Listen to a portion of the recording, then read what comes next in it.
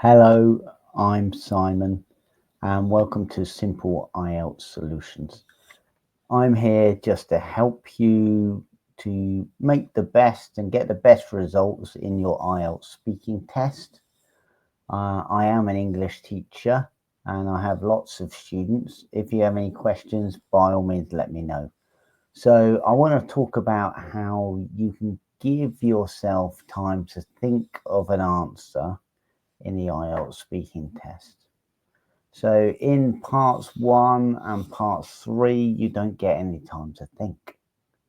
So therefore, what do you do to give yourself time to think of an answer to stop yourself going, or, I don't know. Very bad for your fluency doing that sort of thing. So it's a good idea if maybe you want to say to the examiner, please, can you tell me the question again? So that's one way you can get time to think. Or you can say, can you tell me the question in other words? So that's another way you can get some time to think and give yourself time. Another thing people often do is they use what's called a filler phrase. A filler phrase is a phrase that you say to give yourself time to think. So people often say, when they're asked a question, they'll go, that's an interesting question. Or, I've never thought about that before. Let me think. So those are ways you can give yourself time to think. Also, I've got some other statements that we could say that could really impress the examiner and show how great your English is while giving you time to think of your answer. So I'm going to go through those statements now. It's a good idea just to memorize maybe one or two of these so that if you get stuck in your part 3 of your IELTS speaking, you can use one of these statements and then start your answer. So let's get started. So this is how to say I don't know, but these are basically filler phrase statements. So why might we want to say I don't know? So we might be unsure of the answer and need time to think. You really don't have the vocabulary to talk about that, or you can't just say I don't know. That wouldn't be very good. It's much better to say one of these phrases instead. So it's not something I've considered before. At a push, I would say. So how art may affect youngsters is not something I've considered before.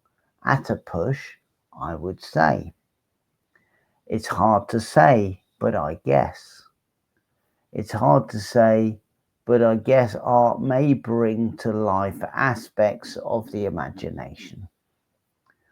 I haven't got the foggiest idea.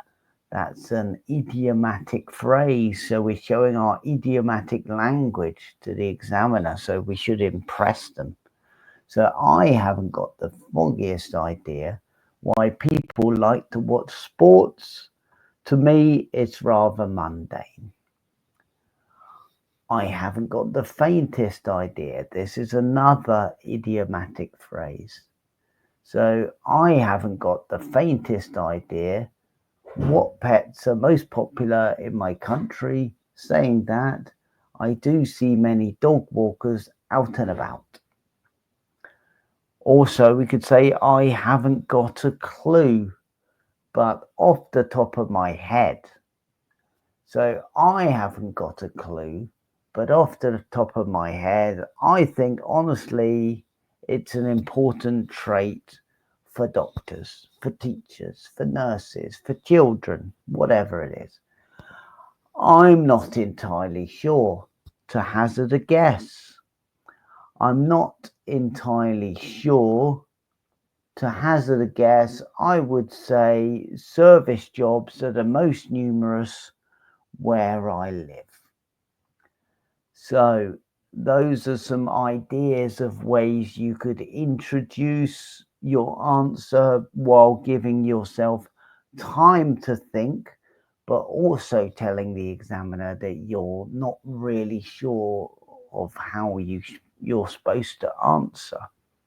So don't forget, you can ask for the question again to give yourself time to think, or just to clarify what the question was, and you don't get penalized for that. And then the second thing, we could use a filler phrase.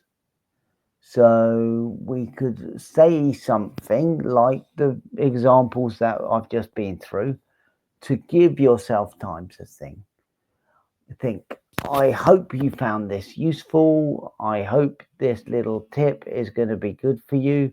Please hit the like button and also the subscribe button, and I'll see you again soon. Bye bye.